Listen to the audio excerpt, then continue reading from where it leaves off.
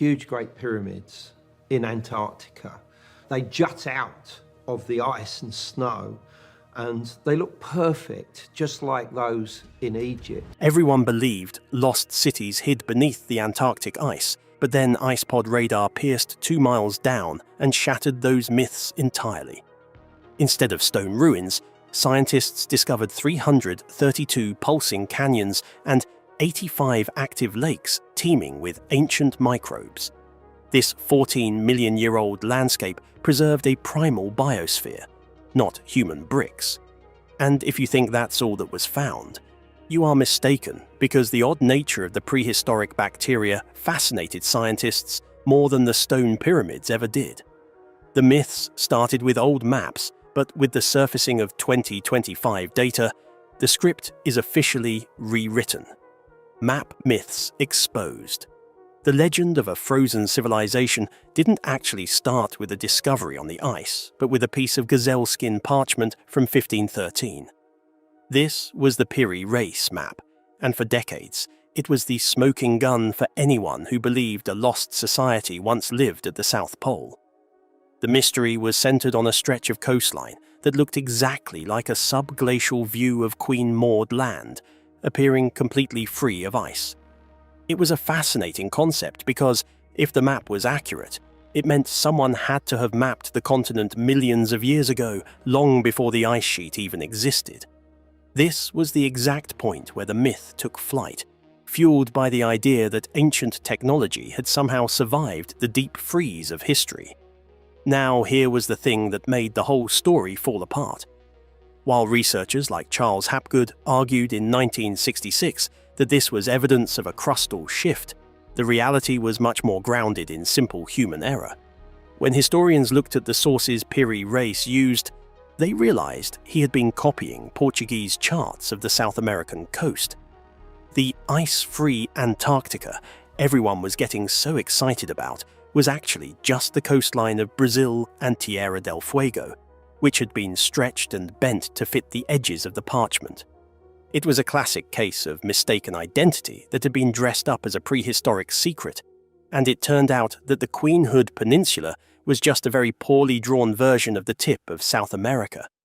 Wait, it got even weirder when you looked at the 1949 seismic photos that supposedly showed stone pyramids rising out of the snow. During a US Navy survey, cameras captured these perfectly triangular peaks that looked entirely too symmetrical to be natural. For years, these images circulated as proof that the ruins of a great city were finally peeking through the melting ice. But when the geologists actually got on the ground, they found something that was far more interesting than a pile of bricks. They were looking at nunataks, which were essentially the tops of massive mountains that had been sharpened by millions of years of wind and ice erosion. Nature had spent an eternity carving these peaks into geometric shapes, and the human brain, which is wired for pareidolia, did the rest of the work by turning those triangles into monuments. Think about that for a second, because it really showed how badly we wanted to find a reflection of ourselves in the wilderness. We saw the Piri Reis map, and chose to see an ancient empire instead of a cartographer who just ran out of room on his paper. We saw nunataks and chose to see the Giza of the south instead of a mountain range fighting against the elements. The truth was that the ice sheet was over 800,000 years old in its youngest parts, and the continent had been frozen for over 14 million years, which was a time frame that simply didn't allow for human civilizations to exist there. But wait, this was where the story actually got better, because while the maps lied, the radar didn't. As scientists moved into the 1950s and 60s, they realized that they didn't have to rely on grainy photos or old charts anymore. They had technology that could finally see through the 2 miles of solid ice to the world beneath. It was the end of the era of myths and the beginning of the era of the IcePod, where we finally stopped imagining stone cities and started seeing the vibrant, liquid reality of a world that had been sealed away for eons. Yes, the maps lied, but the radar was about to show us something even more mind-blowing than a lost city. Radar reveals real structures. The myths of stone cities were absolutely massive, but in 2019, a specialized flight mission called IcePod started dragging the real truth into the light. These planes were basically equipped with giant X-ray machines for the Earth, flying in precise grids over the Ross Ice Shelf to see what was actually happening at the boundary where the ice met the rock. Here was the thing that changed everything. The radar didn't find the straight lines of city streets or the right angles of temples. Instead, it revealed a hidden world of tectonic highs and lows that were so massive they literally controlled how the continent was melting. These weren't the ruins of a civilization, but the ancient skeleton of the planet itself, and it was far more complex than anything we had imagined. Now, here was where it got really interesting for the researchers at Durham University. They used this data to map out a landscape that had been frozen in time for somewhere between 14 and 34 million years. Think about that for a second, because that was a timeline that completely broke the idea of human ruins. Stuart Jameson and his team described a world of ancient river systems and valleys that looked exactly like the rolling hills of North Wales, just buried under 2 miles of solid ice.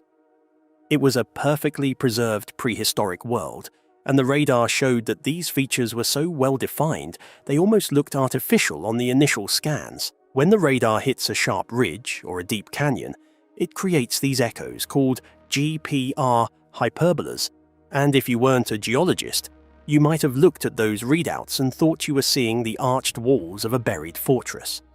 But the 2025 updates to this data added a whole new layer of drama to the story. Over 332 distinct canyons are carved into the rock beneath the ice. These weren't just small cracks, but massive geological features that acted as conduits for water and heat. And get this, the radar revealed that these canyons and ridges were acting like a giant buffer, protecting the ice from the warming ocean water. It was as if the geology of the continent were its own defense system. The tectonic plates had created a rugged basement that dictated exactly how the ice moved and where it stayed frozen, which meant that ancient geology was literally deciding the future of our modern sea levels. It was a massive realization because it proved that the structures people were seeing from space weren't made by hands, but by the slow, crushing power of plate tectonics and ice pressure. Everything we saw in those scans told a story of a world that didn't need humans to be fascinating. We were looking at a landscape that existed before the first human ever walked the Earth, yet it looked so organized that it felt like it had to be designed. It really made you wonder about the scale of time we were dealing with here. When you looked at these jagged ridges that looked like pyramids and the long, straight canyons that looked like highways, it was easy to see how the myths got started. I actually have to ask you, looking at how perfectly these geological features controlled the environment, do you think we are looking at nature's engineers? Or do you still think there was some kind of ancient design behind it all? The uncomfortable truth was that these ancient rock structures were much more important than any lost city could have been.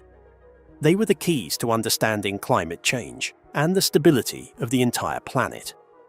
Precisely because they were so old and so massive, they carried a weight that a few buried buildings never could.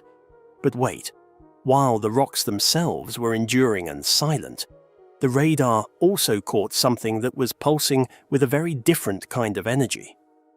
Beneath the ice, in the shadows of those canyons, the mission found something that shouldn't have been there in a world that had been frozen for millions of years.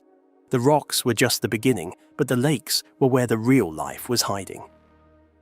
Life labs under ice. The search for stone ruins had basically reached a dead end, but then researchers turned their attention to the liquid water trapped half a mile beneath the surface. And that was when things got genuinely eerie. In 2019, a massive project called SALSA used a high-pressure hot water drill to punch through 3,500 feet of solid ice to reach Mercer Subglacial Lake. It was a high-stakes operation because they had to keep everything perfectly sterile to avoid contaminating a world that had been sealed off for thousands of years. When the drill finally broke through, they lowered a camera into the dark, and what they found wasn't a city, but it was absolutely a civilization of a different kind. here was the thing that caught everyone off guard. The water wasn't empty. They pulled up samples containing the tiny, shriveled skeletons of tardigrades and even small, shrimp-like crustaceans. Think about that for a second, because these were creatures that had no business being in a pitch-black lake under a kilometre of ice. But the real shocker came from the DNA analysis. According to reports from VOA, about 23% of the genetic material they sequenced was completely unknown to science. It was entirely novel DNA that didn't match anything in our global databases. It was as if they had discovered a second tree of life that had been growing in the dark while we were busy building empires on the surface. These microbes and tiny organisms were the true frozen ancients, and they were surviving in conditions that should have been impossible. Now, here was where it got even weirder, because this wasn't just happening in one lake. There were over 400 of these subglacial lakes pulsing under the ice, and each one seemed to be its own unique evolution lab. In 2023, scientists at Lake Untersee found spiral-shaped fossils called spirochaetes that were over 4,000 years old. These things were so strange and resilient that NASA and the BBC started filming them as a perfect analogue for what we might find on Mars or the moons of Jupiter. These bacteria were literally built to survive in extreme cold and high alkaline environments, and they looked like something from a science fiction movie. We weren't looking at the remnants of a human past, but at the blueprint for alien life right here on our own planet. The more they looked, the more they realized that the ice wasn't just a tomb, it was a nursery. These microbes were breathing and eating minerals from the rocks, creating a massive, invisible ecosystem that spanned the entire continent. It was a fascinating realization because it meant that the life we were looking for in Antarctica was much more resilient than any stone building. While a whale would have been crushed by the weight of the ice, these tiny organisms just adapted and kept going. It really makes you wonder if we've been looking for the wrong kind of civilization this whole time. Do you think this novel DNA is the biggest hint we've ever found for alien life? Or is it just nature doing what it does best in the shadows? Seriously, does a microbial alien melt your mind more than a frozen pyramid? The uncomfortable truth was that these critters were alive and well half a mile deep today, and they carried biological secrets that could rewrite the history of how life started on Earth. Precisely because they were so isolated, they were like a time capsule of the primal biosphere. We were finally seeing the real residents of the frozen continent, and they didn't need statues or maps to prove they owned the place. But wait, as much as these life labs were a scientific goldmine, there was a darker side to the story. Because as the ice started to thin, these ancient beings were starting to wake up, and they were bringing a whole new set of problems with them. Let's check it out. Thawing secrets ahead. The idea of a world frozen in time was a comforting thought, but by 2025, National Geographic reports on sub-ice rivers completely changed the way we looked at the continent's stability. Scientists realized that what they were looking at wasn't a solid block of ice, but a massive, interconnected plumbing system that was starting to overflow. These hidden rivers were literally carving out new paths through the rock and ice, accelerating the melt in a way that models hadn't predicted just a few years earlier. It was a fascinating and pretty terrifying discovery because it meant the frozen part of Antarctica was becoming a lot more fluid than we ever imagined. Now, here was the thing that the ESA Cryosat data brought to the table. By analyzing the latest scans, researchers discovered 85 active lakes that were constantly filling and draining under the ice. But wait, it got even crazier when they compared the 2025 data to older records. They found a 58% increase in subglacial water activity. This wasn't just a slow leak, it was a surge. These lakes were pulsing with water, and as they drained, they sent massive torrents through those 332 canyons I mentioned earlier.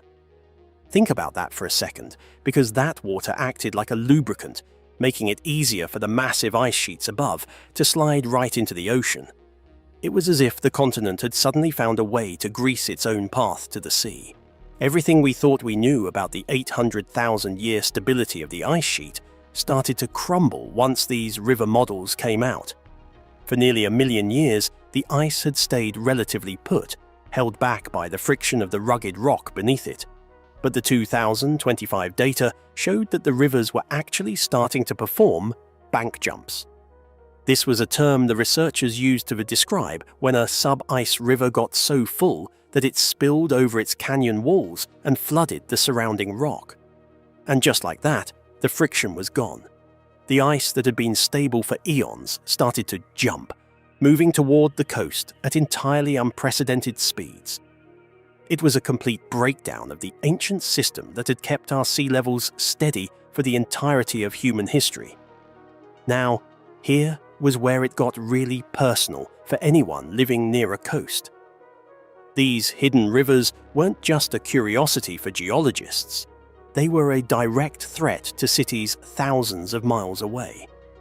The models predicted that if this lubrication continued at the current rate, we were looking at a 1-meter sea level rise by the year 2100.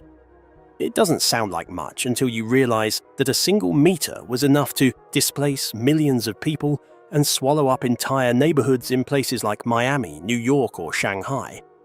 Precisely because this was happening 2 miles under the ice, it was easy to ignore, but the radar showed that the process was already well underway. The hidden landscape we were so busy exploring for lost cities was actually the very thing that was threatening to flood our modern ones. It was a strange irony, wasn't it? We spent decades obsessed with the idea of finding an ancient civilization under the ice, hoping to find some lost wisdom or hidden technology. But as the ice actually began to thin and reveal its secrets, the most important thing we found wasn't a temple or a pyramid. It was a massive living biosphere and a geological engine that was waking up from a multi-million-year nap. The secrets of Antarctica turned out to be the fundamental systems of the planet itself, and they were far more powerful than any man-made structure could ever be. We were finally seeing the true face of the continent, and it was a face that was changing faster than we could map it. Now, I have to ask you something that's been bothering the scientific community ever since the 2025 Canyon reveals came out. Should we be pouring every resource we have into digging into these lakes and rivers now while we still can? Or is the risk of triggering a faster flood too great to ignore? Do we dig for the secrets of the frozen ancients before the water takes it all? Or do we step back and hope stability returns? Every discovery has a price, and it felt like the more we learned about the water under the ice, the more we realized how little time we actually had left to study it. The clock was ticking, and the rivers were only getting louder. The uncomfortable truth was that the hidden rivers were already fueling that 1-meter rise, and no amount of myth-making or ancient map theories was going to stop the water from flowing. We were witnessing the end of an era of ice and the beginning of something entirely new and unpredictable. The ice had preserved the Earth's primal biosphere for 14 million years, but that preservation was reaching its expiration date. The radar had pierced the mystery, and the civilizations we imagined were replaced by a reality that was much more urgent and much more alive.